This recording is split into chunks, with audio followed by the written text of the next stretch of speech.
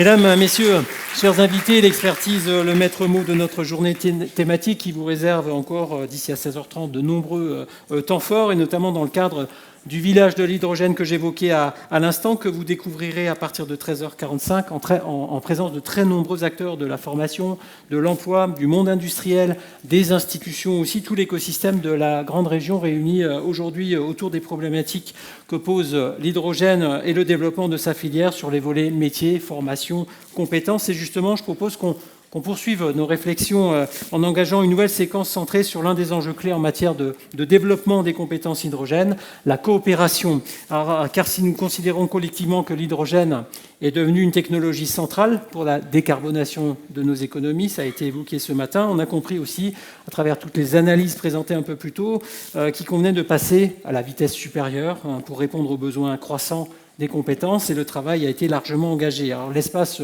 de coopération transfrontalière si particulier qu'est notre grande région offre assurément cette opportunité assurément unique, et la courte présentation à l'instant par Clément Maury du projet Green Sky s'inscrit parfaitement dans cette logique de coopération interterritoire, interinstitutionnelle, interacteurs. Alors au regard des différentes stratégies nationales et de leur déclinaison dans les territoires, quelles sont les initiatives exemplaires, quelle complémentarité, quelles réponses concrètes en grande région pour structurer et développer une offre de formation ajustée et concourir de cette manière à la montée en puissance des compétences pour les entreprises. C'est avec 5 personnalités expertes qu'on va aborder l'ensemble de ces sujets dans une conversation à bâton rompu. Je vais appeler le docteur Bettina Hübchen, Inès Taoufik, Anna-Maria Zianveni, Cédric Brull et Miko Blujon-Méred à me rejoindre sur cette scène, et on va les encourager pour qu'ils aient le courage de venir.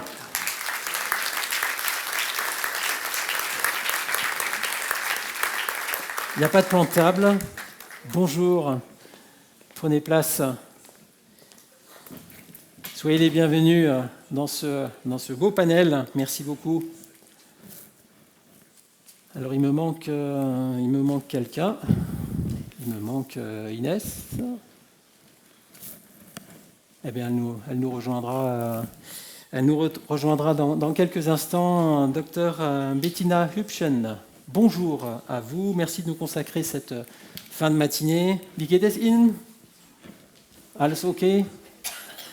Votre parcours professionnel vous a conduit à occuper plusieurs postes stratégiques dans l'industrie de l'aluminium et de l'acier. Vous avez acquis au fil de ce parcours une connaissance approfondie de l'industrie de l'hydrogène, ce qui vous amène à assurer actuellement les fonctions de directrice générale de la Saarländische Wasserstoffagentur, et on accueille Inès Taoufik, donc l'agence sarroise de l'hydrogène. Est-ce que cette courte présentation vous convient, madame, ou est-ce qu'il faut rajouter quelque chose pour être parfaitement précis ?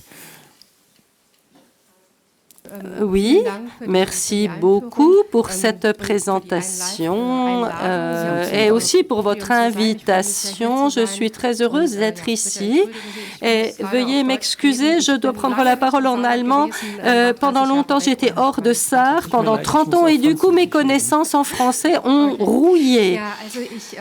Eh bien, comme vous l'avez dit, je suis directrice de l'agence sarroise de l'hydrogène qui a été fondée en mai 2023. C'est une société filiale du Land de Sarre et sa mission est de développer et de mettre en œuvre la stratégie du Land de Sarre en matière d'hydrogène, une stratégie qui date de 2021.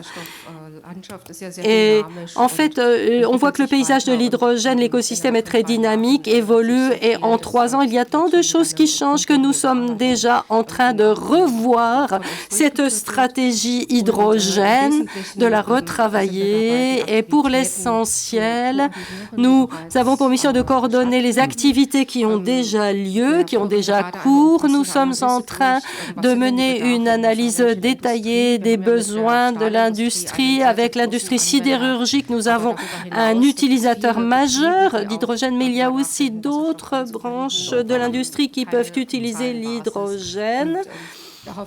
Et sur cette base, nous allons développer la stratégie pour une possible distribution d'hydrogène. Danke vielmals. Anna-Maria Zirveni, bonjour à vous, ravi de vous accueillir parmi nous. Vous êtes ingénieur et chef de projet CEO chez Ansevo Group, l'acteur le plus important du marché de l'énergie au Grand-Duché de Luxembourg et présent bien au-delà d'ailleurs, entité au sein de laquelle vous êtes en responsabilité du pilotage du sujet hydrogène, un sujet dont vous êtes devenu experte au fil des années, qui vous a amené à être nommé membre du conseil d'administration du GEIE Grande Région Hydrogène. Vous siégez par ailleurs comme experte dans plusieurs groupes de travail au niveau européen. Qu'est-ce qu'on peut dire de plus pour vous présenter parfaitement, chère madame? Juste un petit mot, peut-être je suis un ingénieur avec une expérience de 20 ans maintenant, toujours passionné pas seulement de l'hydrogène, mais de la problématique de l'environnement, de carbonisation. Et donc, je me rappelle, lors de mes études, il y avait des collègues, et d'ailleurs, j'ai fait une partie de ma formation en Lorraine, à l'université Henri Poincaré. Donc, il y avait des collègues qui étudiaient la problématique hydrogène. Moi, c'était plutôt les biocarburants, mais ce n'était pas très éloigné. Et après, je fais de mon mieux, à travers nos filiales, d'être impliqué et aider, supporter toutes nos initiatives hydrogène à travers du groupe Ansevo. Merci. Groupe luxembourgeois. Merci beaucoup. Cédric Brulle, bonjour à vous. Très heureux de vous retrouver sur cette scène. Merci d'être avec nous. Vous dirigez le cluster TWID pour technologie wallonne, énergie, environnement et développement durable. Le siège est basé à Liège. Il s'agit d'une organisation qui rassemble plus de 200 entreprises, si mes informations sont justes, et des institutions actrices dans le secteur de l'énergie durable, un véritable écosystème qui regroupe le monde entrepreneurial, la recherche, les autorités publiques. Un cluster qui anime 6 écosystèmes différents, dont l'un est consacré spécifiquement à l'hydrogène, notre sujet du jour. Pas sûr d'avoir réussi à résumer correctement les choses. Je vous laisse la main pour faire mieux. Merci, ravi d'être ici. Donc, en fait, je peux avoir 2 casquettes. Je suis le directeur du cluster TWID, donc, qui réunit donc tous les acteurs de la transition énergétique en Wallonie sur Bruxelles, donc la partie francophone de la Belgique. Et donc on réunit 250 acteurs sur l'infrastructure énergétique, mais aussi dans le secteur de l'eau. Bon, l'hydrogène est tout pile au milieu de ces 2 infrastructures. J'ai une casquette aussi de coordinateur avec mes collègues flamands du Belgian Hydrogen Council, donc le conseil belge de l'hydrogène. Et donc c'est vrai que c'est assez enthousiasmant. J'ai co-rédigé la roadmap en 2017 de notre région pour l'hydrogène. Et quand on a lancé la roadmap, on était une 50aine de personnes dans la salle, essentiellement des universités. On a refait un événement belge il y a quelques mois, on était 400 entreprises. Ça montre en fait l'effet rapide du secteur, même s'il y a beaucoup de défis qui ont été bien présentés. Et on le vit en Belgique comme on le vit dans tous les pays. Partout, oui. Et donc dans notre écosystème, on va retrouver des entreprises. Donc on va retrouver un grand acteur en fabrication d'électrolyseurs qui est belgo-français, franco-belge, peu importe comment vous le présentez, qui est John Cockerill en fabrication d'électrolyseurs. Et puis on retrouve des startups qui vont aller fabriquer toute une série de composants.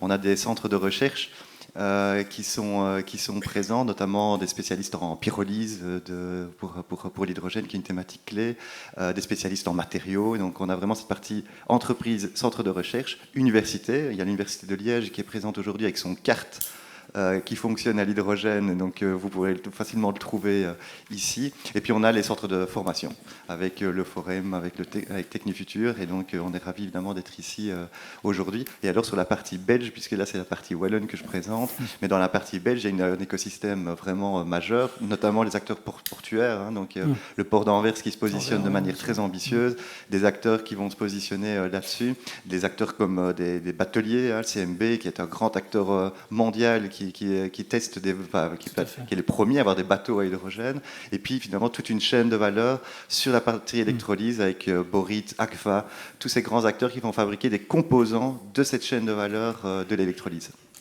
Merci à vous, et bien sûr les convenances m'invitent à rappeler que nous avons aussi le plaisir d'avoir autour de cette table Inès Taoufik, que je ne vous présente plus, et Miko Bujon-Mered, que je ne vous présente plus non plus. On les a entendus avec beaucoup de plaisir tout à l'heure. Vous intervenez quand vous le souhaitez, bien sûr. Vous êtes invité permanent. Merci à tous les 5 en tout cas de partager ce ce moment avec nous, coopérer en grande région au service du développement des compétences hydrogène. C'est bien ça le point de focal de notre discussion. Pour qu'elle soit concrète et utile aussi pour notre public, on va rester très pragmatique, on va essayer d'être assez court aussi dans les réponses. Ça, c'est le petit message parce qu'on a juste 15 minutes de retard. Voilà. Première séquence autour des stratégies nationales et leur déclinaison. Quels sont les niveaux d'avancement de ces stratégies? J'aimerais bien qu'on refasse un rapide coup de zoom sur ces éléments-là. Quels en sont les projets clés? Madame Hübchen, je vais peut-être commencer avec vous. Qu'en est-il en Sarre et plus globalement chez nos voisins allemands? La technique fonctionne, tout va bien? Super. Oui, nous venons de voir, donc en 2019, il n'y avait pas encore de stratégie nationale hydrogène allemande. C'était en 2020 que la première version a été publiée sous l'ancien gouvernement fédéral. Et il y aura donc une continuation de cette stratégie qui va revoir et accélérer la vitesse de mise en œuvre de la stratégie. 10 gigawatts de capacité d'électrolyse installée pour produire de l'hydrogène sont prévus et couverture des besoins. Bon, les besoins seront plus importants, donc 50 à 70% des besoins doivent être importés en hydrogène, donc couverts par les importations d'hydrogène. Et on doit aussi subventionner des applications, aussi l'infrastructure. L'an dernier, il y a eu une publication concernant le cœur de réseau allemand qui doit être réalisé en priorité. En fait, par modernisation ou conversion de pipeline de gazoduc pour transformer de l'hydrogène. Et puis, il faut aussi développer des technologies dans la technologie hydrogène pour être fer de lance en technologie hydrogène et pour pouvoir exporter cette technologie hydrogène. Et un autre point fort de la stratégie nationale est la création d'un contexte favorable au niveau de la réglementation, des procédures d'autorisation qui doivent être simplifiées et puis aussi pour la certification. Et la stratégie sarroise en matière d'hydrogène donc décline les objectifs de la stratégie nationale au niveau du Land de Sarre. Nous avons des priorités similaires. Nous avons la chance avec l'industrie sidérurgique d'avoir un client important qui a reçu un accord de subvention très important en décembre passé, de sorte qu'on peut vraiment passer maintenant au mode affaires. Et cela permet de trancher le nœud gordien. C'est toujours le problème de l'œuf ou de la poule. Il n'y a ni offre, ni demande, ni infrastructure. Et du fait que l'industrie sidérurgique s'est lancée, se lance, on aura donc un débouché assuré pour l'hydrogène. Et c'est bien sûr un point de départ très important pour les projets hydrogène qui existent et qui seront encore à réaliser et pour la mise en place d'infrastructures. Et en outre, en Sarre, nous avons l'intention de travailler sur tous les aspects de la chaîne de valeur, c'est-à-dire développer des technologies, fournir des composants pour la chaîne de valeur hydrogène. Il y a beaucoup d'entreprises qui sont en mesure de fabriquer des composants, des modules, et nous voulons aussi participer et jouer un rôle important en termes de recherche et de développement. La Wallonie et plus globalement en Belgique, mais on va peut-être focaliser quand même plutôt sur la Wallonie. Où est-ce qu'on en est dans l'avancement de ces stratégies nationales, territoriales, entre guillemets? Oui, en fait, en Belgique, je vais partir quand même sur la Belgique, puisqu'on est un pays fédéral, et puis après, on va sur les régions.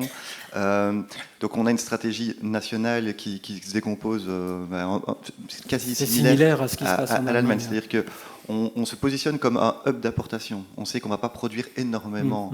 En tout cas, on a une capacité limitée de renouvelables. Ça, la Belgique est un pays dense, petit et fortement consommateur. Donc, on se positionne comme un hub, notamment sur les ports, avec un investissement pour pouvoir accueillir, notamment, par exemple, des molécules vertes en 2027-2028. On sera le premier port à pouvoir accueillir de l'ammoniac vert en Europe. Donc là, il y a un positionnement fort. On sait qu'on est un hub d'import important pour le méthane, pour le moment, pour l'Allemagne.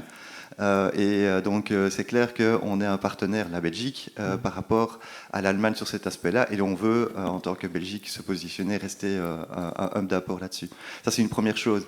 La deuxième chose, c'est on veut développer aussi des leaders techno. On a cette chaîne de valeur en construction, on a la chance d'avoir quelques leaders mondiaux en Belgique en fabrication, et on veut aider évidemment certains pays. Et donc, il y a des investissements massifs qui se font aux États-Unis via l'IRA. Il y a des investissements qui se font dans plusieurs pays pour le moment, avec des technologies belges. Et donc, là, il y a une grosse partie. On se positionne sur des parties expertise de tests, avec quelques grands centres de tests matériaux et combustion moteur, notamment moteur bateau, moteur et camion. Donc il y a vraiment une infrastructure de tests qui est en train de se développer avec des gros montants, on parle de plusieurs centaines de millions qui sont investis dans ce type d'infrastructure.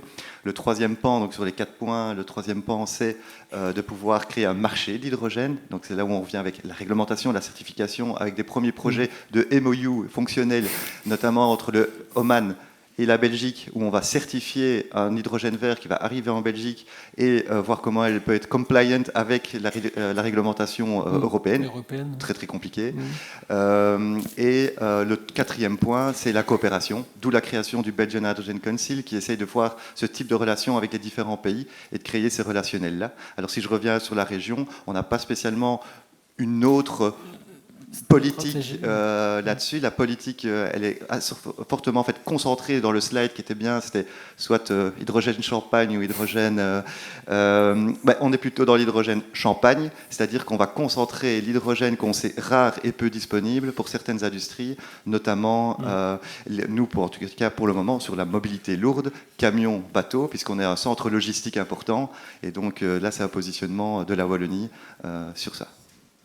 Madame Giovini, au Grand-Duché de Luxembourg, comment les choses se passent-elles? C'est plus simple. C'est un État, certes pas très grand, c'est un État, donc c'est plus cohérent. Où est-ce qu'on en est? Quels sont les projets structurants que vous avez envie de partager avec nous dans la mise en œuvre de cette stratégie nationale? Je vous l'accorde, on n'a pas de stratégie régionale versus une stratégie nationale, donc nous avons juste une stratégie nationale hydrogène. Ça, c'est déjà une grande avancée. Elle se concentre autour du nombre de mesures que peut-être je ne vais pas détailler ici, mais je vais me concentrer plus sur les besoins de nos échanges. Premièrement, ce qui est des compétences hydrogènes, il y a un accent qui est mis sur la formation continue, la partie recherche et développement. Et il y a un budget qui est investi dans cette direction. On voit vraiment grandir de jour en jour l'Université de Luxembourg avec la capacité d'offrir des cours de master et même plus loin, doctorat et des modules de ce type pour préparer le personnel ou les futurs travailleurs de demain.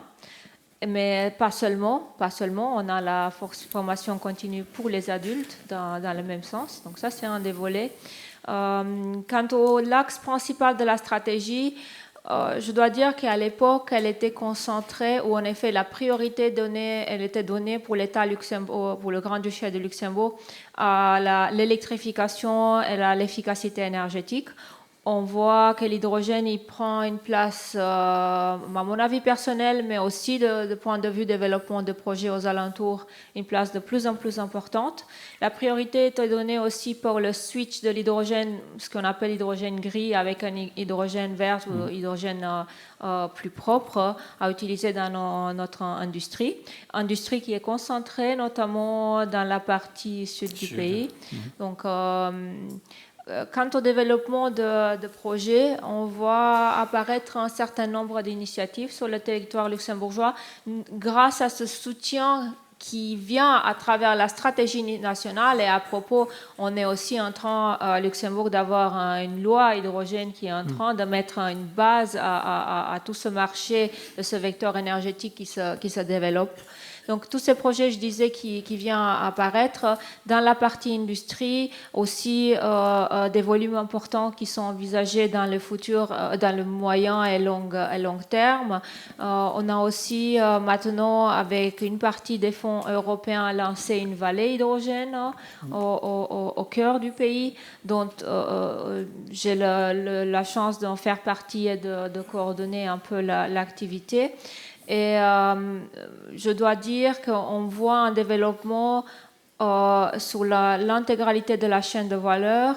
Ok, certes, Luxembourg va pas miser tout sur sa production nationale pour l'hydrogène, donc on va importer une grande partie, mais il y a néanmoins des projets de production qui se développent pour les besoins de l'industrie et le transport, et on voit aussi des avancées dans la partie infrastructure qui se préparent pour être capable de faire ce switch vers un vecteur énergétique qui, j'ai nommé ici, hydrogène.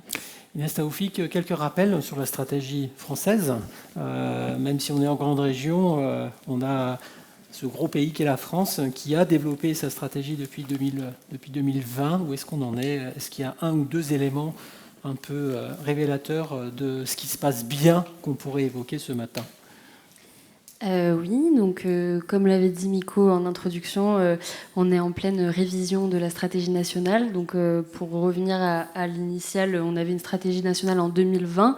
Donc on l'a déjà évoqué plusieurs fois avec un axe principal sur la décarbonation de l'industrie en priorité, l'industrie lourde, puis la mobilité avec la mobilité lourde aussi, donc bus, camions, trains, mais aussi aéronautique.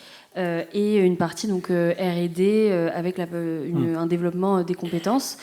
Donc ce qui se passe aujourd'hui, c'est que normalement le 26 mars, donc on a enfin une date officielle, on aura donc des annonces sur la révision de la stratégie nationale. Donc ce qu'on peut dire en quelques mots, c'est que les objectifs donc, de 6,5 gigawatts à horizon 2030 sont bien confirmés, avec un nouvel horizon de temps à 2035. Donc avec 10 gigawatts d'objectifs pour cette date-là. Il y a aussi quelques points particuliers sur lesquels ils ont souhaité insister, donc notamment sur la possibilité d'import de la molécule, qui pour l'instant n'était pas forcément évoquée dans la première stratégie, mais donc là on a ce sujet qui vient sur la table, avec un besoin aussi de positionnement sur la stratégie française sur cet aspect-là, sachant qu'en septembre, vous avez dû voir que ont été débloqués 4 milliards d'euros sur de l'appui à la production d'hydrogène pour objectif de 1 gigawatt de production d'hydrogène. Donc le sujet de l'importation de la molécule va être assez crucial dans le cadre de cette révision de la stratégie. Il y a aussi des sujets comme mes voisins ont pu l'évoquer sur les infrastructures, qui pour l'instant sont assez en retard. Autant sur les infrastructures de transport et de distribution que de stockage.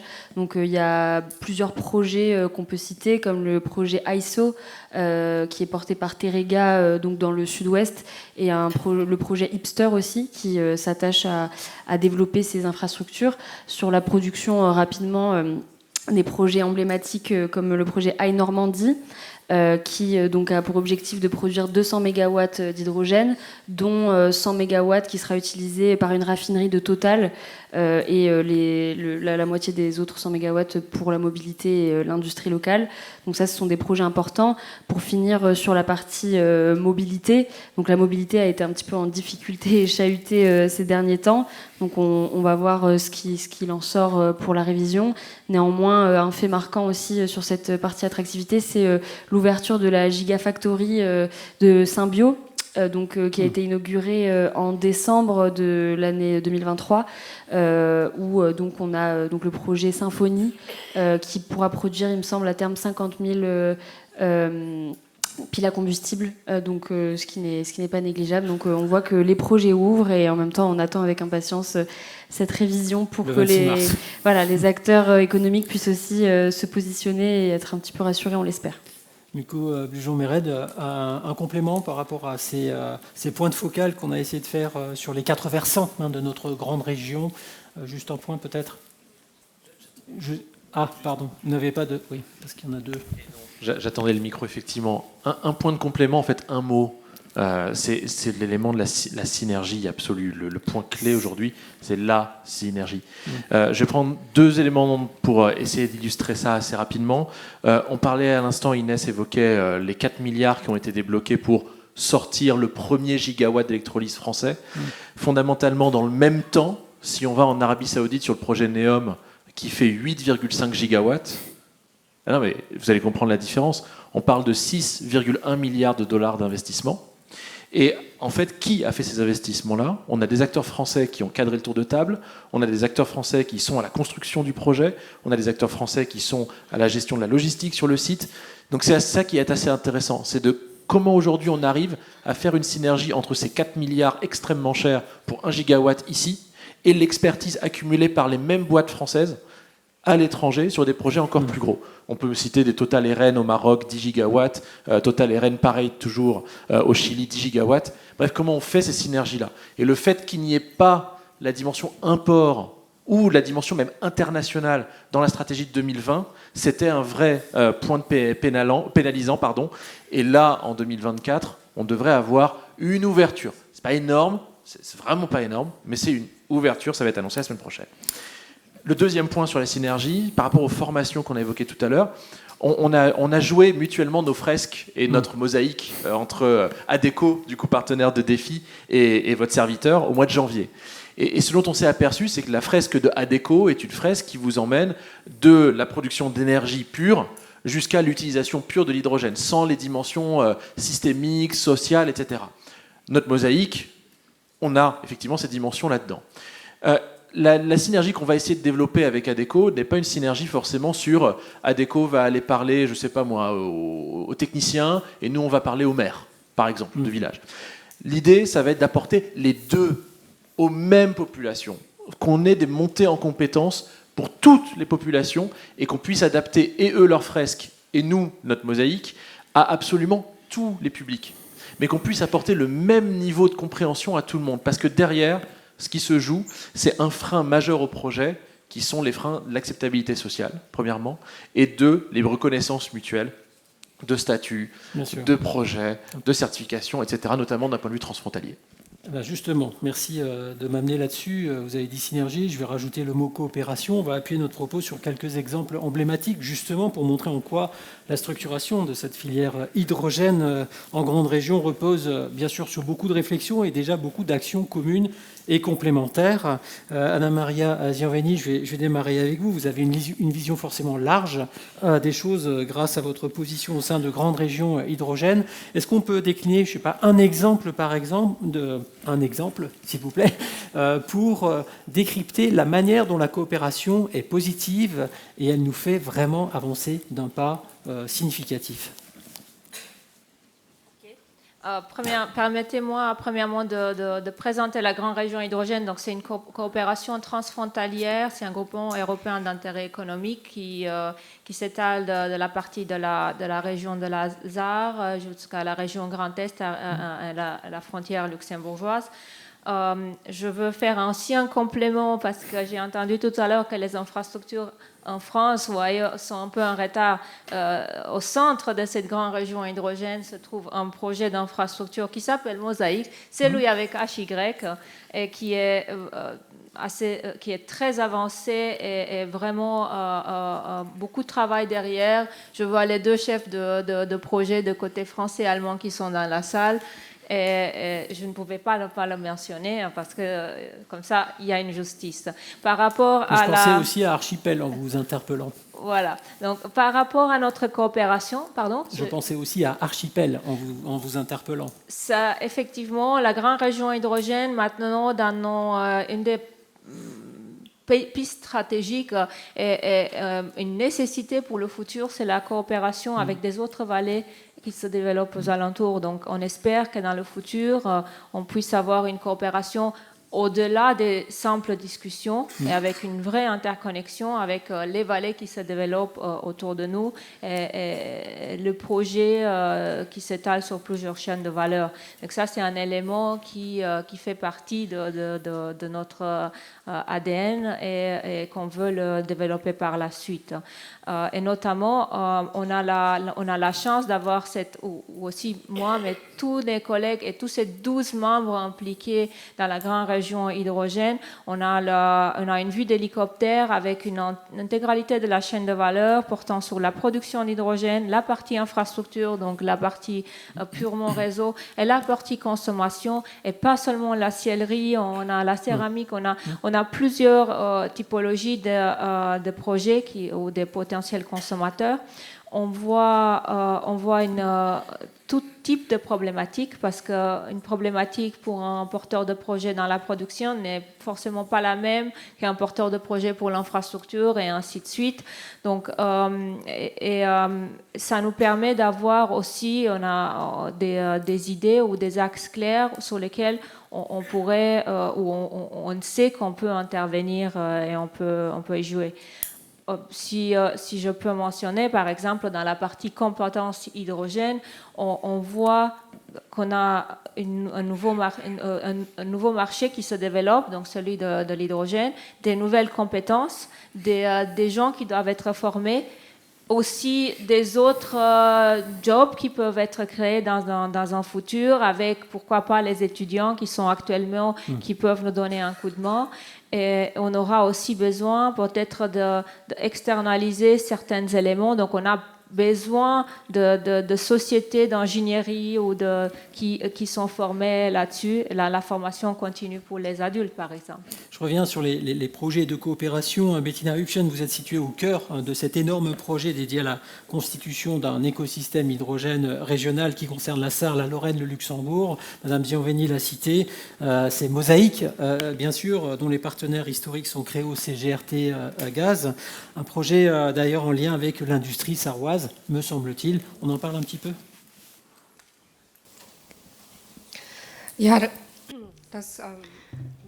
Oui, le projet Mosaïque, c'est un bon exemple à cela. Ce que l'on fait d'ores et déjà, dès le début, en grande région. C'est-à-dire, il s'agit en l'occurrence d'avoir donc une ligne, un oléoduc qui existe, GRT Gaz, côté français, et en Allemagne, Kreos, les collègues qui sont dans la salle également, et qui créent ces lignes en direction ces pipelines en Allemagne. L'objectif étant de mettre en connexion les consommateurs et les producteurs. Et ce n'est pas uniquement la sidérurgie, je l'ai dit, mais ce ne sont pas les seuls consommateurs de l'hydrogène qui doivent être approvisionnés. Mais en 2027, ils auront besoin de l'hydrogène. À ce moment-là, on n'aura pas encore de connexion à un réseau international et suprarégional. C'est-à-dire, les quantités d'hydrogène viennent de la grande région. Et le projet Mosaïque permet de mettre à disposition ces volumes d'hydrogène. Et c'est un consommateur, mais également un autre consommateur côté allemand, mais aussi côté français. Et en parallèle, il y a aussi différents projets de production d'hydrogène côté allemand et côté français, et qui injectent de l'hydrogène dans ces lignes, dans ces gazoducs. Et c'est un réseau et donc un îlot, dans un premier temps, non pas relié à un projet international, mais ça sera le cas dans une deuxième étape qui sera la base de l'évolution et l'approvisionnement de la Sarre par des projets à travers le Luxembourg et le port d'Anvers et également le gazoduc qui passe à travers la France, le réseau allemand, direction de la mer du Nord et la mer Baltique. Et voilà donc une base à cette discussion, c'est-à-dire le fait de pouvoir approvisionner la grande région en grande quantité, en grand volume d'hydrogène, ce qui met en connexion donc les utilisateurs, les consommateurs et les producteurs. La nécessité de trouver des lieux de complémentarité avec ce qui se passe parfois à quelques encablures de chez soi, sauf que ça se passe parfois au-delà d'une frontière. Comment Tweed, par exemple, coopère-t-il avec les Pays-Bas voisins ? Je vais de nouveau reprendre peut-être d'abord la Belgique et puis la Wallonie, comme ça donne deux exemples en fait de coopération. Et la Belgique, Mais en fait, on regarde en termes d'import au niveau européen, il y a 3 grands ports qui vont importer. Si on regarde les études, il y aura Dunkerque, Port d'Anvers et puis Rotterdam. Ouais. C'est une capacité d'import énorme qui va... Et donc, la collaboration, elle est évidente là-dessus. Donc il doit y avoir des discussions, même en termes de standardisation ou de certification entre les acteurs, même s'il y a une certaine compétition, il ne faut pas se mentir, entre ces grands acteurs. Mais donc il y a de facto un besoin de collaboration sur cet aspect-là. L'autre aspect qui est européen, c'est ce positionnement de vallée de l'hydrogène. Donc il y en a 2 en Belgique en développement. Il y en a un autour des 2 ports belges pour pouvoir se positionner comme vallée de l'hydrogène, et il y en a un autour de Sambre-et-Meuse, entre Charleroi et Liège, les 2 bassins industriels en Wallonie, et sur lequel il y a un positionnement, et donc nous on est en charge de monter cette vallée de l'hydrogène pour les 2 prochaines années. Notre gouvernement wallon nous a assigné l'objectif d'être une vallée de l'hydrogène avec des moyens dédiés, et donc on a une certaine ambition derrière. Donc on se réjouit de pouvoir aussi être connecté, parce qu'on est une vallée d'hydrogène qui doit être connectée à la Flandre, à la France, au Luxembourg, à l'Allemagne et aux Pays-Bas. Donc la collaboration, elle est évidente pour la Belgique. On est un confetti à l'échelle internationale. Par contre, on est un confetti obligatoire. Enfin, c'est difficile de passer à côté de ce confetti. Et donc là, c'est un positionnement qui doit... et un investissement qu'on doit faire. C'est-à-dire que si on ne le fait pas, les industriels, ils pourraient partir, clairement. Donc c'est un investissement obligatoire. Donc ça, c'est cet aspect-là. Et donc, sur l'aspect production, on se positionne aussi comme une étape d'un corridor de l'hydrogène. Si on reprend la mobilité lourde, il y a des grands projets de corridors, notamment en Occitanie. En tout cas, moi, en France, c'est celui qui m'avait le plus retenu, en tout cas, mon attention. Et on se positionne aussi comme un corridor, en fait, où on va pouvoir aller finalement avoir des stations stratégiques dans cette réglementation AFIR, et on se positionne évidemment comme un point central là-dessus. Donc là, on voit les collaborations là-dessus entre les vallées de l'hydrogène, en termes de production, mais surtout en termes de chaîne de valeur techno. Donc cette chaîne est en train de se monter au niveau européen. Et alors, on n'est pas encore trop tard, mais c'est quand même, on n'est pas super bien parti. Si on regarde les derniers appels d'offres au niveau de la Banque de l'hydrogène européenne, si on regarde les coûts des projets, et alors la bonne nouvelle, c'est qu'on réduit les coûts de manière assez importante, mais c'est impossible qu'une industrie européenne, en fait, on ne produit pas en Europe avec ces projets-là. C'est-à-dire que ça vient d'ailleurs, en Chine. Et donc, ça, c'est une vraie question industrielle, parce que là, on est en train de parler de formation.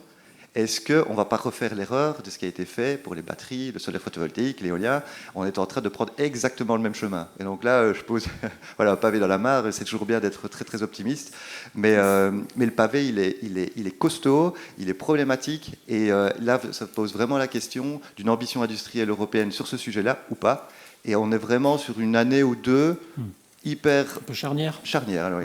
Et à mon avis, on peut sûrement confirmer, parce que c'est une sensation industrielle qui est en train de se répartir. Et je pense que pour la formation, on est obligé de se battre pour avoir une industrie européenne. Sinon, on n'a pas de formation. Je peux pas ne pas vous donner la parole. Vous opinez tellement du chef, Nico. Vous avez envie de dire quelque chose? Non, mais je suis toujours super expressif. Je voudrais être provocateur sur 3 points. Premier point, les ports.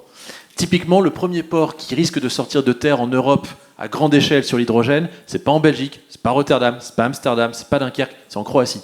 Mais parce que c'est la Croatie et qu'il y a un petit côté Europe de l'Est, un petit, on se dit non, ça va jamais marcher. On regarde pas. Ça marche. On regarde pas, et quand on regarde, on se demande ils vont vraiment y arriver? Non, bah oui, ils vont vraiment y arriver. Pourquoi vont-ils y arriver? Parce qu'en fait, ce sont des mecs qui ont décidé de faire de la production d'hydrogène au Brésil et qui veulent faire un corridor maritime direct, captif, de 10 millions de tonnes, de 1,8 million de tonnes, et parce que c'est captif, ils permettent de baisser les coûts. Donc typiquement, la Croatie, regardons ça, il n'y a pas que la Croatie, mais regardons ça. Deuxième point provocateur, les marchés. Il y a effectivement Certify pour l'harmonisation des questions de certification hydrogène en Europe, ça c'est chouette. Mais aujourd'hui, on n'a pas de marché de l'hydrogène. Il n'y a pas un prix spot, il n'y a pas un WTI ou un Brent ou je ne sais quoi. Et il y a un projet avec les ports belges qui se développe, il y a un projet avec les ports néerlandais qui se développe, il y a en Allemagne un autre projet qui se développe. On va se retrouver avec à minima ces 3 places de marché là, alors qu'on pourrait juste en avoir une européenne, je ne sais pas, au Luxembourg par hasard, par exemple. On en a, et on multiplie, on multiplie, on multiplie. Et le troisième point, c'est un élément sur la question de l'identité des boîtes par rapport au financement qu'on leur consent. Typiquement, John Cockerill est un exemple parfait. Cas d'école. Boîte franco-belge, la Gigafactory est à Colmar, mais les Français râlent parce que c'est de l'argent qui repart en Belgique parce que c'est une boîte belge. Il y a ici comment on peut dire ça ? D'un point de vue industriel, on est sur une synergie importante, mais d'un point de vue politique, dans la traduction politique qui en est faite, on met des frontières là où il ne faudrait pas en mettre. Et moyennant quoi, on se ferme des portes parce qu'on dit non, mais c'est pas une boîte française, c'est une boîte belge. Mais Gigafactory, elle est en France. Non, mais c'est une boîte belge. On va pas leur donner d'argent en plus qu'ils ont. Bref, tous ces éléments-là, ils posent problème. Et dernier petit point en un mot, typiquement, nous, Sciences Po Paris, on a un campus à Nancy, que vous connaissez peut-être, qui est le campus franco-allemand, majeur avec la mineure européenne. On pourrait en faire un centre de formation pour l'ensemble de la grande région sur ces questions d'hydrogène, pour la formation continue des décideurs, cette fois-ci.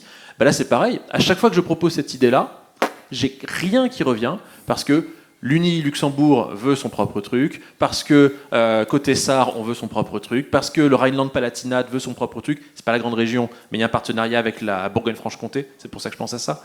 Bref, tout le monde veut son propre truc. Et donc, in fine, on se retrouve comme d'habitude, avec les cyclotrons, les piscines et les déchetteries, à en avoir une multiplicité pour rien. On a parlé de coopétition, c'est ça ? C'est un petit peu. Et c'est une erreur majeure. En tout cas, au niveau européen, j'entends. Coopération, compétition. J'aimerais qu'on refocalise pour la dernière séquence, parce que je vois aussi l'heure qui tourne, même si c'est passionnant de vous écouter, sur les éléments qui vous sont chers, madame, compétences, métiers, filières, emploi. Quels sont les potentiels, quels sont les métiers qui vraiment vont changer et dans quelles échéances, quelles sont les exigences en matière de compétences dont on a besoin là, maintenant, tout de suite. On parle souvent de métiers d'avenir, ce sont des métiers dont on a déjà besoin maintenant, me semble-t-il, c'est que ma vision. Est-ce que vous voulez bien nous lancer quelques pistes et peut-être nous indiquer aussi s'il y a, dans les stratégies déployées actuellement pour la France, des trous dans la raquette dans l'offre de formation? Vous avez fait un panorama très général. Est-ce que vous pouvez nous indiquer un ou deux points sur lesquels il faut être attentif?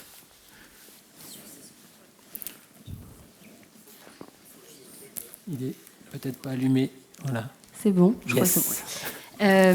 Donc sur ce sujet-là, des trous dans la raquette, je pense qu'on l'a plutôt balayé dans le cadre du diagnostic. Donc on l'a dit, c'est sur des niveaux vraiment qui ne sont pas assez couverts aujourd'hui. Donc on parlait des bacs professionnels, des BTS, des BUT, des niveaux qui vont être essentiels pour la suite de la filière et qui sont encore que peu adressés. Peut-être si j'ai quand même envie de revenir sur ce qui se disait juste à présent sur les coopérations, parce que j'en parlais tout à l'heure, dans le cadre des projets qui sont financés notamment dans le cadre de France 2030 sur les compétences métiers formation, on en a beaucoup. Et justement, cet enjeu de coopération et de travail en synergie, il est vraiment essentiel, d'autant plus pour utiliser correctement l'argent public et se dire qu'on ne va pas le gaspiller et aller faire plusieurs fois la même chose alors qu'on pourrait mutualiser. Néanmoins, je pense qu'il y a aussi des spécificités sur des territoires, des spécificités régionales, très locales, qui nécessitent parfois d'avoir des actions bien spécifiques, et donc il faut articuler en fait ce qu'on peut mettre en commun avec des synergies et les sujets sur lesquels on peut coopérer. Donc on l'a évoqué plusieurs fois, mais l'attractivité typiquement, c'est un des sujets sur lequel il y a tellement de travail à faire qu'en fait plus il y en aura, mieux c'est. Donc c'est un petit peu la politique qu'on a, c'est de se dire que tant mieux s'il y a plein d'initiatives qui se font sur les différents territoires, et en même temps si on peut arriver à mettre tout le monde autour de la table et à coopérer, c'est super important. Donc tout à l'heure, j'ai commencé à dresser une petite liste des projets de dispositifs de formation qui existent en France. Donc vous les avez à peu près en tête. Il y a d'autres projets qui sont... Donc la candidature n'est pas encore terminée sur les appels à manifestation d'intérêt, compétences et métiers d'avenir. Il y a des régions qui se positionnent. Miko parlait tout à l'heure d'une école nationale de l'hydrogène. Donc la Bourgogne-Franche-Comté est en train aussi de candidater justement pour pouvoir proposer cette école nationale. Il y a la région sud aussi, portée par Cap Énergie, qui est en cours de montage de dossiers. Donc voilà, on voit que la dynamique est réelle dans les différentes régions françaises. On ne l'a pas encore évoqué aussi, mais sur l'aspect européen, donc évidemment on a le projet Green Sky qui vous a été présenté, mais l'Hydrogène Academy aussi d'Hydrogène Europe. donc qui a été dont l'université de Birmingham de mémoire est lauréate depuis, il me semble, septembre de l'année dernière. Donc c'est un projet, ça montre à quel point, à des échelons régionaux, nationaux, comme nous on souhaite porter, mais aussi à des échelons européens, comment on va être amené à coopérer les uns avec les autres sur des sujets d'attractivité, d'échanges universitaires, d'échanges de compétences, qui sont des sujets qui sont extrêmement importants pour faire rayonner aussi nos universités françaises. Un petit élément aussi qui, moi, m'a frappé en discutant avec justement le chef de projet de l'Hydrogène Academy, c'est la représentativité aussi des universités françaises au niveau européen, qui serait intéressant d'essayer de développer. Donc on a la chance d'avoir l'université de la Bourgogne-Franche-Comté qui est plutôt bien positionnée, mais je pense qu'il y a un vrai travail à faire à comment faire en sorte de valoriser le savoir-faire des universités françaises, qui est un fait réel et qui l'est trop peu à ce qu'on voit à l'échelle européenne. Docteur Bettina Hübchen, quelle analyse est-ce que vous faites spécifiquement sur cette dimension compétences et emploi? Parce que structurer une filière nécessite aussi de la spécialisation, de rendre les métiers attractifs. Je reprends votre terme, madame. Comment est-ce que vous voyez cette problématique que vous disent finalement les entreprises que vous accompagnez au quotidien dans le cadre de votre agence?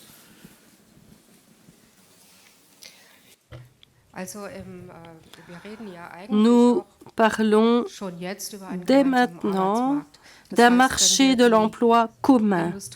C'est-à-dire que si nous voulons monter cette branche, cette industrie, cette filière, eh bien, il faut aussi monter conjointement les compétences. Bon, il faut réaliser des synergies, cela a été évoqué à plusieurs reprises. La coopération entre les territoires qui poursuivent les mêmes objectifs, eh bien, il faudrait l'intensifier. Bon, puisque si nous avons une filière de l'hydrogène, cela doit nous permettre, il faut veiller à ce que les gens puissent travailler en transfrontalier.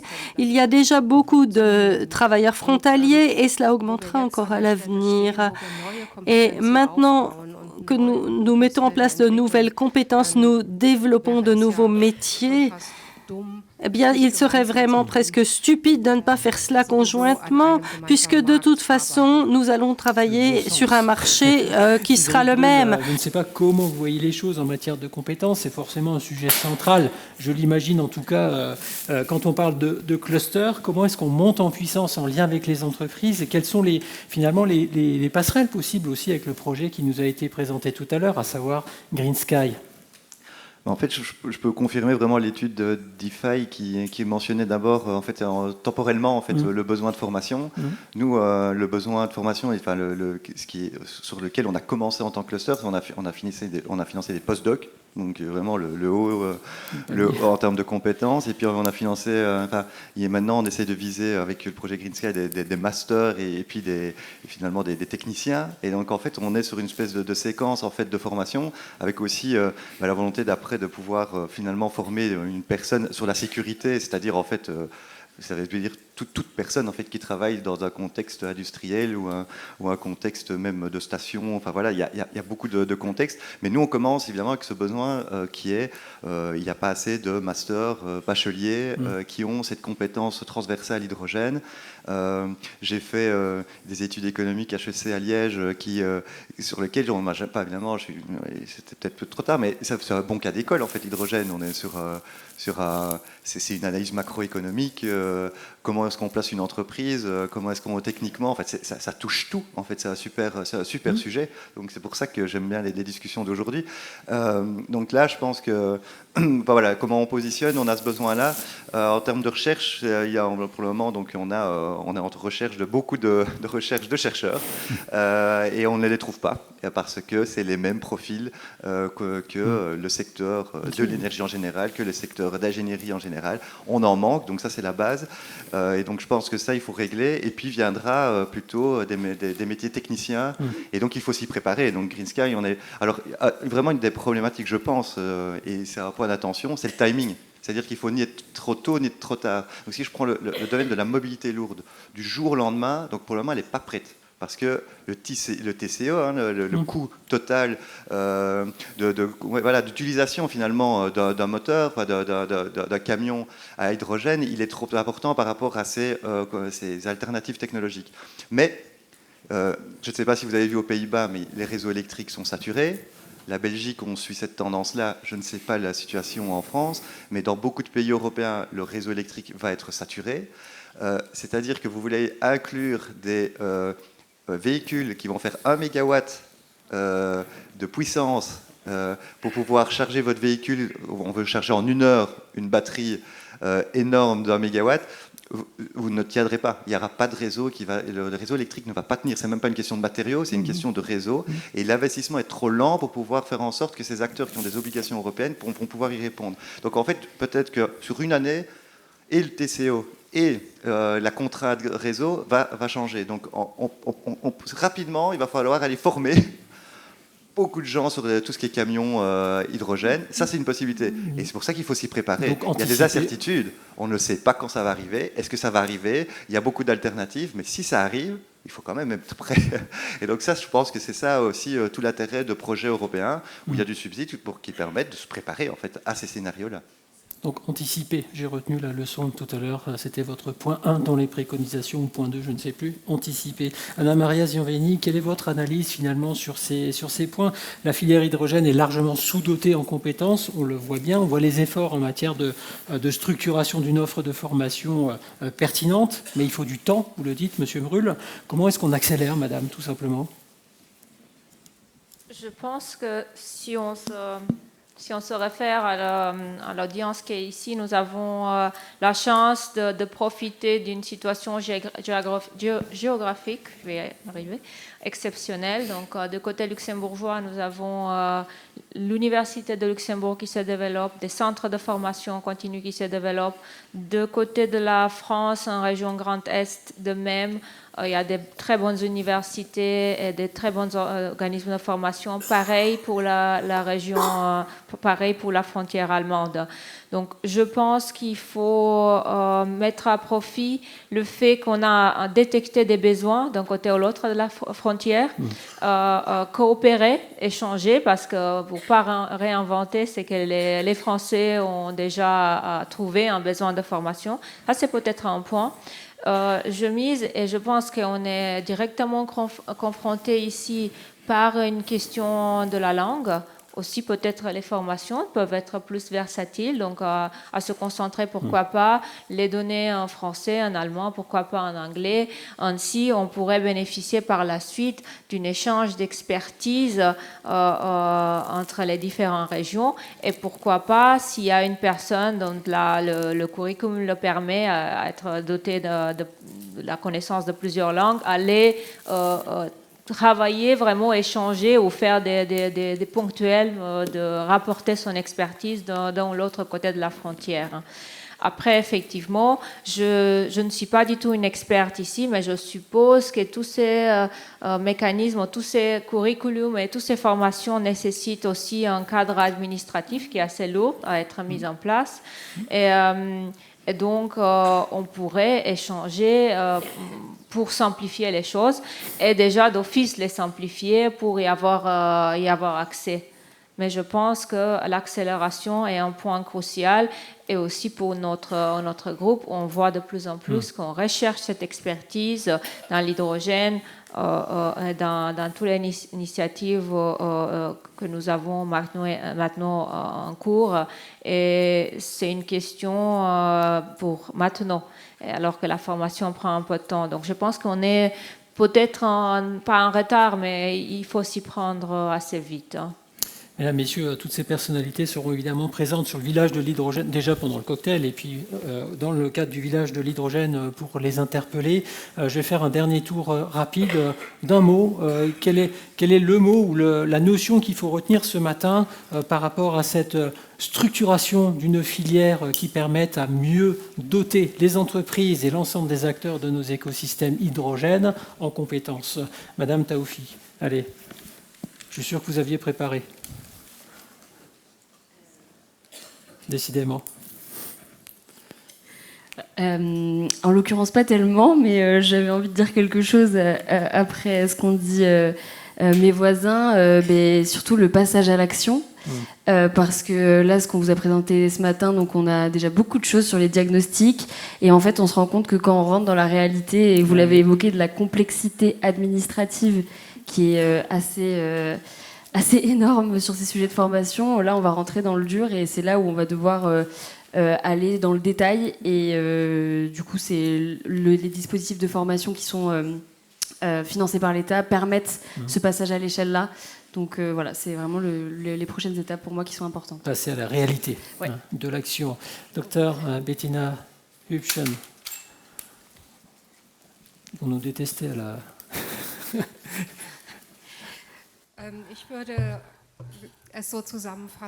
Moi, je résumerai en disant que nous sommes confrontés aux mêmes défis, à des défis similaires et que nous avons des possibilités similaires. Et il faudrait bâtir sur ce que nous savons déjà faire dans la région, à savoir coopérer et exploiter les effets de synergie et puis nous inspirer les uns des autres. Il ne faut pas réinventer la roue et donc créer des choses vraiment nouvelles ou donner de nouvelles orientations. Et je pense qu'on peut créer les choses de manière telle que tout le monde puisse en bénéficier, donc de nous unir. À part la simplification, on a retenu ce terme-là tout à l'heure.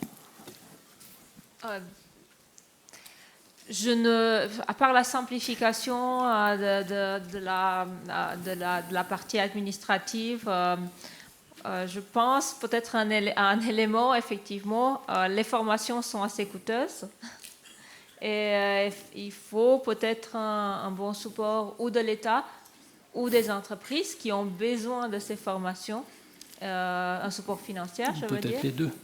Oui, et pourquoi pas les deux, bien sûr.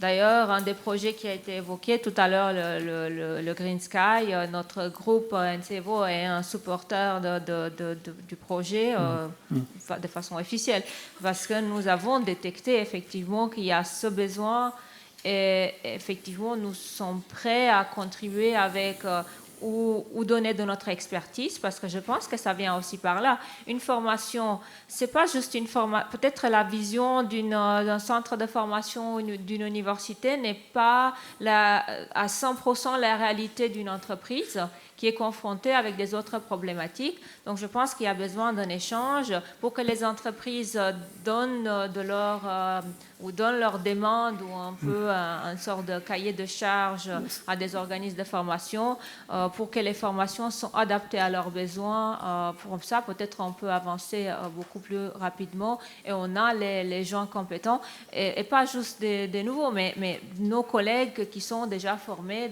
dans le métier ou dans ce marché de hydrogène et toutes ces problématiques engendrées. Cédric Brûle, on a un peu moins de mots. Oui, de ne pas réinventer. Enfin, j'avais une conclusion, mais j'avais préparé quelque chose, mais je pense que j'ai deux éléments en tête qui me viennent. Et voilà. Premièrement, c'est pas réinventer la roue. Nous, en Wallonie, on compte s'appuyer sur le projet pour apprendre et on apprend beaucoup. On regarde beaucoup ce qui se passe en France. Donc, la Wallonie, on regarde nos voisins français avec beaucoup d'attention et donc on apprend beaucoup de la France et on essaye de prendre les bonnes idées, de ne pas répliquer les mauvaises. Donc ça, c'est la première chose. Il n'y en a pas beaucoup. Enfin, et monsieur. Le deuxième élément, non mais ça c'est un élément qui me fait penser parce que je regarde l'audience. Bravo aux organisateurs qui ont, je trouve qu'il y a une mixité homme-femme dans l'assemblée qui est assez remarquable par rapport au sujet. J'ai dû organiser un événement sur l'hydrogène. Il n'y avait presque pas de femmes dans le panel parce qu'on ne trouvait pas, on ne savait pas. C'était compliqué de trouver dans le management des femmes qui pouvaient venir présenter. Dans l'audience, il y avait 10% de femmes. Bon, je suis mal placé, je suis un homme pour pouvoir le faire, mais on se prive de la moitié de la population pour pouvoir réaliser un défi qui est juste gigantesque. Et ça me fait juste penser à ça. Donc bravo aux organisateurs parce qu'ici on a un panel diversifié. Et donc voilà, je voulais remercier.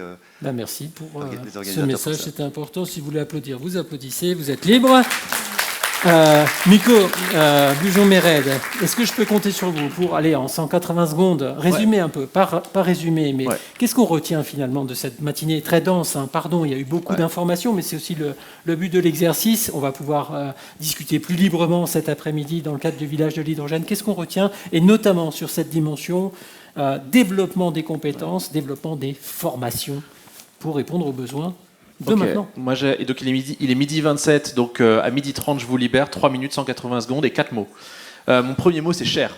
CHAIRE, C-H-A-I-R-E, c'est-à-dire que c'est un dispositif qui existe dans pléthore d'universités et d'écoles, qui est beaucoup plus simple que monter des formations très lourdes. Typiquement, à Sciences Po, on a plusieurs chaires européennes déjà pour monter ces collaborations européennes. À HEC, on a des chaires aussi dédiées à ça. C'est d'ailleurs dans ces cadres-là qu'on a pu créer le cours que j'ai créé en 2021 sur les marchés de l'hydrogène à HEC. Donc fondamentalement, les chaires, vous êtes une entreprise, vous avez, ou un consortium d'entreprises, vous avez 500 000 € à me donner, on crée une chaire hydrogène à Sciences Po demain matin. Non mais véridique, demain matin, on n'a pas besoin d'attendre 1 an, 2 ans, pléthore de certifications, etc. Même si le comité académique de Sciences Po peut être parfois un peu touchy. Tatillon. Le deuxième mot, c'est thune, c'est de l'argent. Parce que pour le training for trainers, quand vous faites ça dans une fac et que vous êtes payé dans une fac française, je ne parle pas du Luxembourg, là pour le coup, c'est pas du tout la même chose, mais dans une fac française, vous êtes payé 65 € de l'heure, alors que de l'autre côté, quand vous êtes pris par le Gateshead pour aller faire du training for trainers au Maroc, en Afrique du Sud ou au Kenya, ce que j'ai fait à 200 € de l'heure, fondamentalement, vous n'avez pas envie de rester chez vous à 65 € de l'heure. Ça, c'est un élément très important, l'attractivité monétaire des formateurs, si vous voulez, parce que vous êtes en compétition avec le monde entier sur ce volet-là. Et les Saoudiens payent encore plus cher. Les Qataris aussi. Bref, la visibilité, c'est-à-dire que si on veut que nos formations permettent de remplir les besoins métiers des stratégies, il faut qu'au niveau du lycée, voire même au niveau de la 3e, au collège, pour ce qui est de la France en tout cas, on crée cette attractivité sur l'hydrogène, parce que sinon, les conseils d'orientation n'orientent pas les jeunes vers ces métiers-là, et les jeunes ne connaissent pas ces métiers-là, ou même, pour ceux qui s'y intéressent à l'énergie et aux affaires d'énergie renouvelable, peuvent être parfois désinformés parce qu'ils vont suivre tel ou tel influenceur débile sur YouTube, ou sur Insta ou sur TikTok, qui va leur expliquer que l'hydrogène, ça vaut rien. Donc fondamentalement, il y a toute une démarche à aller développer cette visibilité auprès de ces publics-là qui est importante. Et dernier point, mon dernier mot, c'est effectivement women, c'est vraiment les femmes, effectivement, parce que derrière, je l'avais évoqué au tout début de mon introduction, là, sur le solarpunk, la solarpunk girl, l'écoféminisme, le pétromasculinisme, etc. L'important d'avoir de plus en plus de femmes et des réseaux comme Women Plus in Hydrogen ou Women in Green Hydrogen et d'autres qui existent, c'est justement la dimension éthique du soin, la dimension collaboration. Et là, sans faire d'écoféminisme, la littérature en sciences comportementales est très très abondante sur le fait que plus il y a de femmes décisionnaires dans un environnement ou dans une filière, plus la filière va loin, va vite et crée de la valeur ajoutée. Donc moyennant quoi, plus il y aura de meufs, plus il y aura de filières. Merci. Plus il y aura de dames. Voilà.